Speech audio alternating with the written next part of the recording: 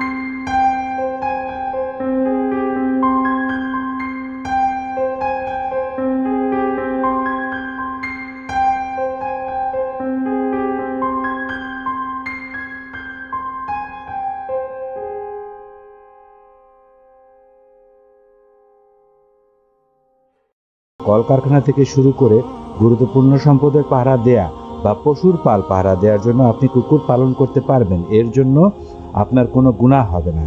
কিন্তু কুকুরকে যদি আপনি আপনার নিত্যদিনের সঙ্গী বানিয়ে ফেলেন, কুকুরের প্রতি ভালোবাসায় আসক্ত হয়ে পড়েন এবং কুকুরকে ভালোবেসে নিজের গৃহপালিত পশু বানিয়ে ফেলেন, তাহলে আপনার আমলনামা থেকে প্রতিদিন 1 কিরাত পরিমাণ নেকি কেটে দেওয়া হবে। তাহলে আমাদের মনে প্রশ্ন থেকে যায়, কুকুর এবং বিড়াল উভয় প্রভুভক্ত প্রাণী হওয়ার পরেও কুকুরের ব্যাপারে কেন এত নিষেধাজ্ঞা রয়ে গিয়েছে? কেন আল্লাহ রাসূল সাল্লাল্লাহু আলাইহি ওয়াসাল্লাম বিড়ালকে আপন করে নিয়েছেন গৃহপালিত পশু হিসেবে, অথচ কুকুরকে দূরে ঠেলে দিয়েছেন? প্রিয় দর্শক, এই বিষয়টি সম্পর্কে 2টি বর্ণনা পাওয়া যায়। প্রথম বর্ণনাতে পাওয়া যায় ইমাম আব্দুর রহমান সাফুরি হতে। তিনি তার নাজাহাতুল মাজালিস কিতাবে 3য় খণ্ডের পৃষ্ঠা নম্বর 275-এ লিখেছেন, কুকুরকে আল্লাহ তাআলা শয়তানের থুতু থেকে সৃষ্টি করেছেন।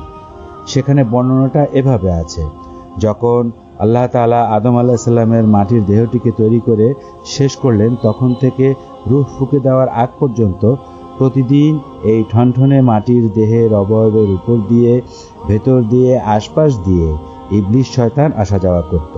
আহলে কিতাব থেকে জানা যায়, প্রাণহীন আদমের দেহটির নিকট প্রতিদিন শয়তান আসত এবং এর চারপাশ ঘুরে ফিরে দেখত।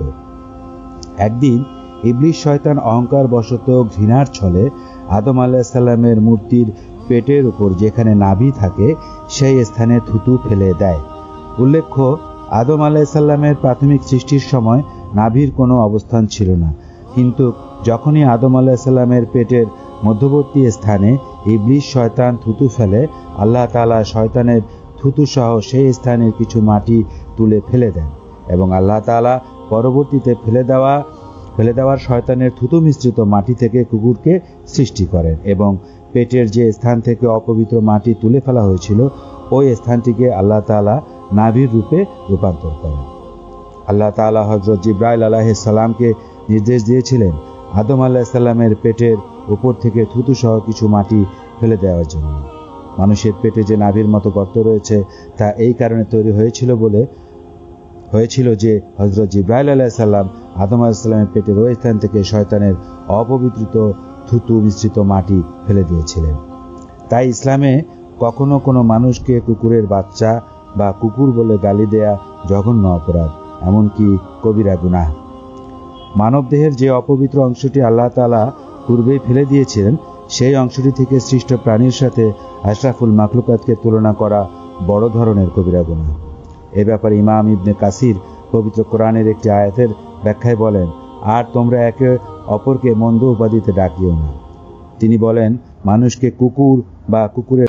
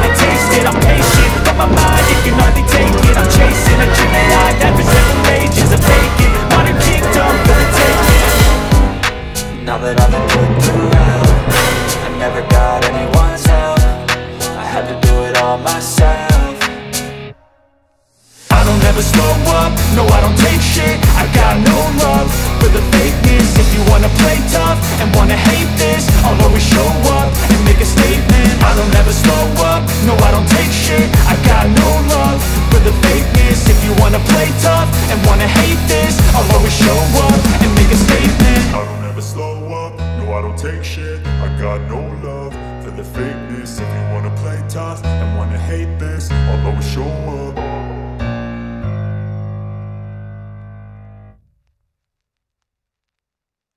এখানে কুকুর পালন করে এমন মহিলারা বলে যে আপনি যদি আমাকে ভালোবাসেন তাহলে আমাকে আমার কুকুরকে ভালোবাসতে হবে।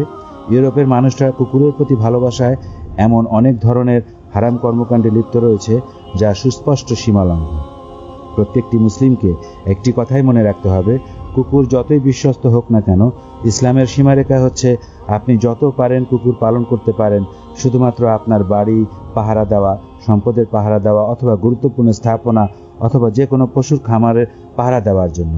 ওই সকল কাজের জন্য আপনি যদি 100 কুকুরও পালন করেন তাতে আপনার কোনো গুনাহ হবে না। কিন্তু আপনি যদি কুকুরকে আপনার ব্যক্তিগত জীবনের সঙ্গী বানিয়ে ফেলেন, জড়িত করে ফেলেন নিজের জীবনের সঙ্গে, তাহলে ইসলামের ব্যাপারে সুস্পষ্ট অনুৎসাহিত করেছে। শুধু অনুৎসাহিত নয়, এর বিনিময়ে 1 কিরাত পরিমাণ সওয়াব আপনার আমলনামা থেকে প্রতিদিন কেটে নেওয়া হবে।